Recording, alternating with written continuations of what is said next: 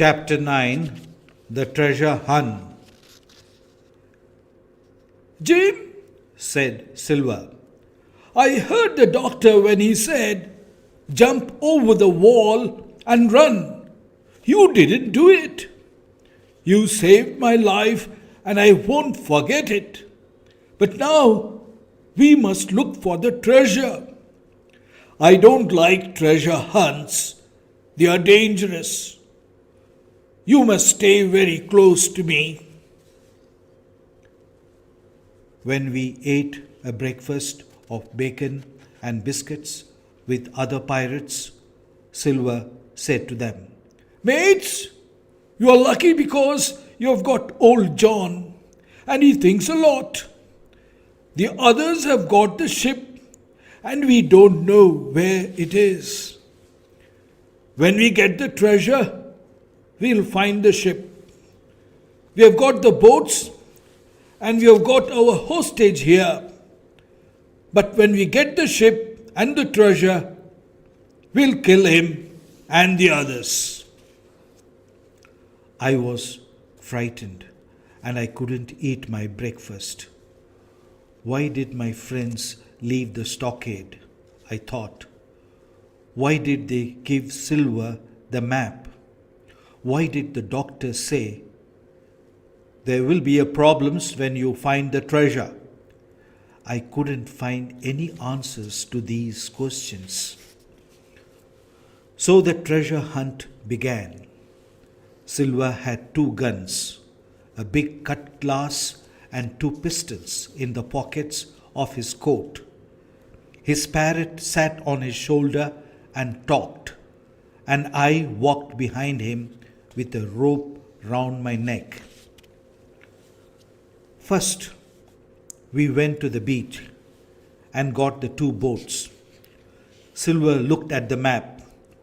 On the back were 3 words: Tall Tree, Spyglass Hill, points to the northeast, Skeleton Island southeast. "First we must find a tall tree," said Silver. We went along the coast, and after a while we saw a high plateau near Spyglass Hill with a lot of trees on it. Some of the trees were very tall, so when we saw a good place to stop, we got out of the boats and began to climb towards the plateau. We went up slowly. Suddenly one of the men in front of us shouted. We ran towards him. "Has he found the treasure?" said Morgan. "No," said another man. "He is frightened." Then we saw a human skeleton under a big tree, and we all became cold with terror. "He was a seaman," said George Merry. "Look at their arms and hands and feet," said Silver. "They aren't in a natural position." He was right. The skeleton's feet pointed in one direction. The arms and the hands pointed in the opposite direction. "I think I understand," said Silver. "Look, it's pointing southeast at Skeleton Island. Captain Flint killed him and put him there as a compass." Morgan said, "It's Allardyce. He took my knife with him. I remember now." "Well, the knife isn't here now. Where is it?" asked George. "Maybe Flint took it," Morgan said. "Maybe he's still alive." "Well, maybe it's his ghost," Morgan cried. "Stop this talk," shouted Silver. "Flint is dead and there isn't a ghost. Come, let's go." So we continued walking. On the plateau, we saw and we sat down to rest. We could see the Cape of Woods in front of us. Behind us was the harbour and Skeleton Island. Above us was the Spyglass Hill. There are only 3 tall trees in the direction of the Skeleton Island, Silver said. It will be easy now. Come on, boys. Let's go. But suddenly a voice began to sing. 15 men on the dead man's chest, ho, ho, ho, and a bottle of rum. It was a strange, high voice, and it came from the trees. The men's face went white. They stood up quickly. Oh God, it's Flint, said George. The voice stopped. Silver's face was very white too. But he said, Come on, boys, don't be frightened. Someone is playing a game with us. The voice suddenly began again. It didn't sing this time. Darby Magro, it shouted from far away. Darby Magro, bring the rum, Darby. The buccaneers didn't move. They didn't speak. I know those words, Morgan said. They were Flint's last words. Silver was very frightened too. He said quietly, Who knows the name Darby Magro on this island? Only us, Flint's men. Then he said in a loud voice, Mates, I want that treasure and nobody will stop me. It is very near here and I'm going to find it. It's Flint Ghost, John, said Morgan. Ghost? Well, that voice had an echo, and a ghost voice doesn't have an echo. Am I right, mates? Yes, that's true, George Merry said. You are an intelligent man, John. Courage, mates. I'm not sure that the voice was Flint's. It was like Ben Gunn's voice, my God, shouted Silver. Who is frightened of Ben Gunn? Mary asked. Not me. The buccaneers weren't frightened now, and the color returned to their faces. They began to laugh and talk. Then we continued walking and we arrived at the first of all the tall trees. But it wasn't the right one. We went to the second tree. It wasn't Flint's. But the third tree was very tall, about 200 feet high. We all knew that in the ground under that tree was the treasure. My companions ran towards it, and Silver followed them on his crutch. Sometimes he pulled me with a rope. Sometimes he looked at me with terrible eyes that said, I'm going to put the treasure on Hispaniola, and then I'm going to kill you and all your friends. Suddenly, the men stopped. There was a cry of surprise. In front of us was a very big hole in the ground. It wasn't recent because there was grass in it. There were some pieces of wood with walrus on them, the name of Flint's ship. But there wasn't any treasure in the hole. It was empty. The buccaneers couldn't believe their eyes. They just stood and looked at the hole. But John Silver's surprise passed quickly. He said to me quietly, Are you ready, Jim? and he gave me a pistol. Then quietly he began to move to one side of the hole. Now it was between us and the buccaneers. He looked at me and smiled. The others jumped into the hole and tried to dig with their fingers. Morgan found a piece of money and gave it to his companions. 2 pounds, Mary shouted at Silver. You knew that the hole was empty? Do you want to be Captain, Mary? Silver answered.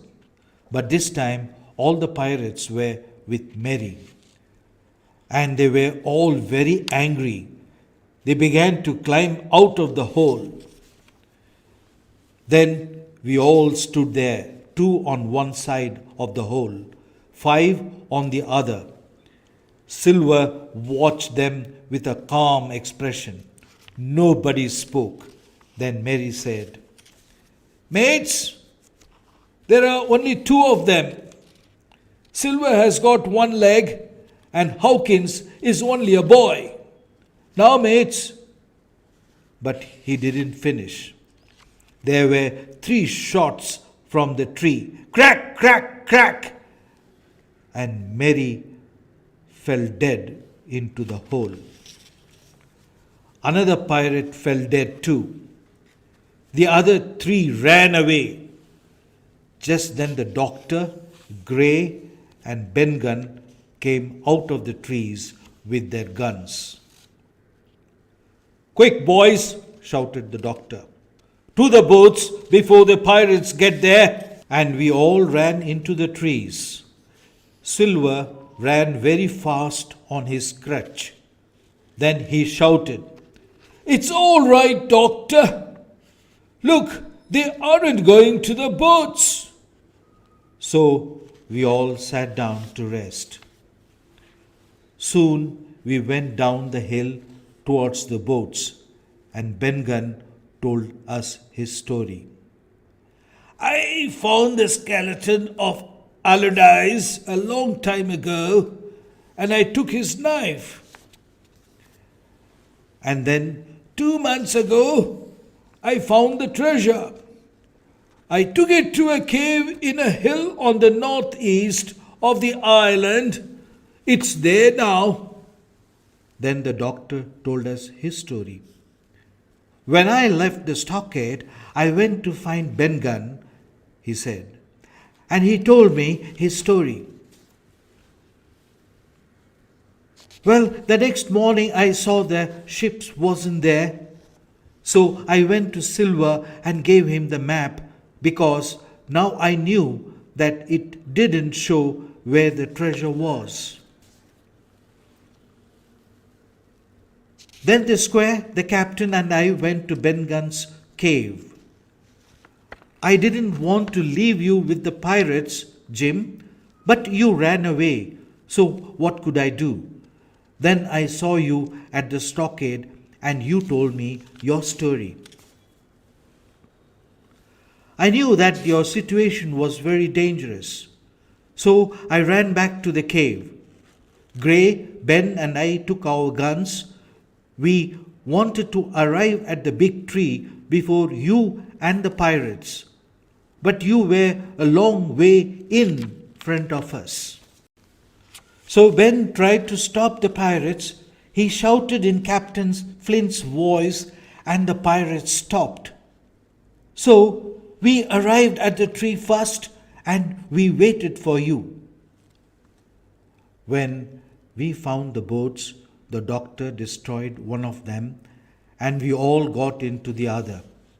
Then we went towards North Inlet. We passed Ben hill and saw his cave. We continued for 3 miles and then we suddenly saw the Hispaniola.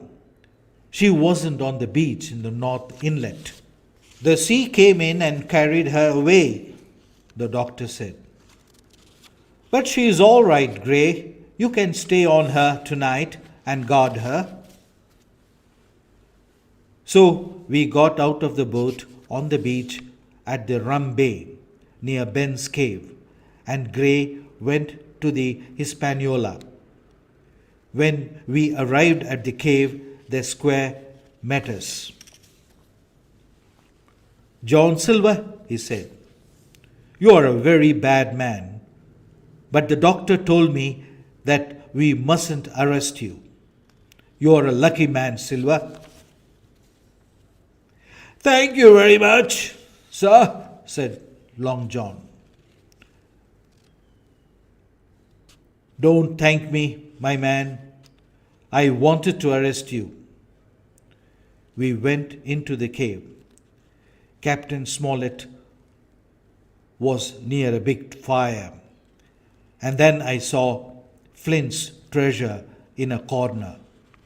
Lots and lots of gold. For dinner that night we had Ben's goat and some wine from Hispaniola. We were all very happy, and Silver sat with us. He talked and laughed. Early next morning we took all the treasure to the beach.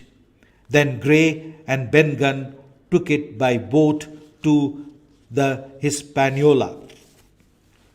There was lots of it, and we worked on all day for 3 days. On the third night, the doctor and I walked on the hill. We heard some voices far away in the night. "It's the 3 pirates," said the doctor.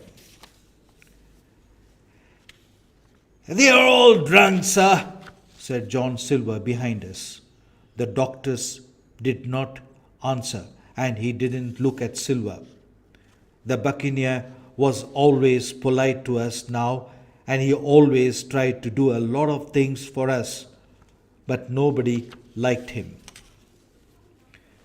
We didn't hear the pirates again, and we decided to leave them on the island. We left some food for them. Then we went to the Hispaniola and sailed her away. The 3 pirates watched us from the island. "Don't leave us here," they shouted.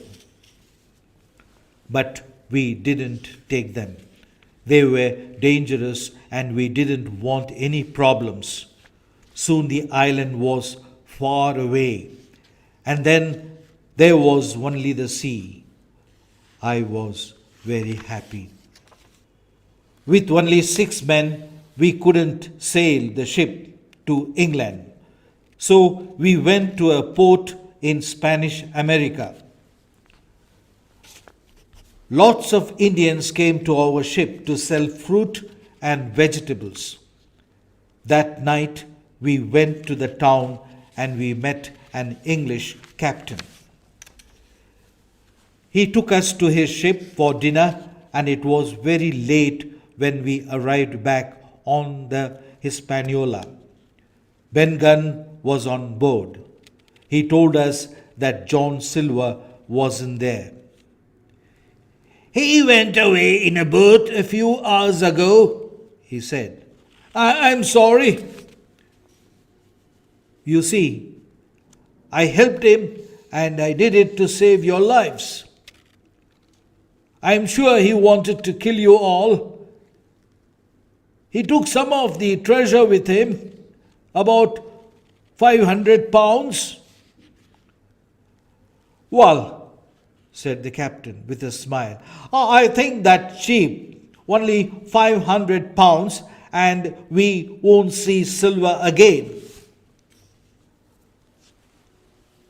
I'll finish my story quickly. We found some seamen and sailed to England. When the Hispaniola arrived at Bristol, we divided the treasure between us. Now Captain Smollett's doesn't work. Gray saved his money, and now he has his own business. Ben Gunn got £1,000, and he lost it in 3 weeks. I don't know where John Silver is now. Perhaps he is living happily with his parrot, Captain Flint. Sometimes I dream about Silver and Treasure Island. And Sometimes, suddenly, with the voice of Captain Flint, I wake up in my dream and I hear pieces of eight, pieces of eight. End of the story. The Treasure Island by Robert Louis Stevenson.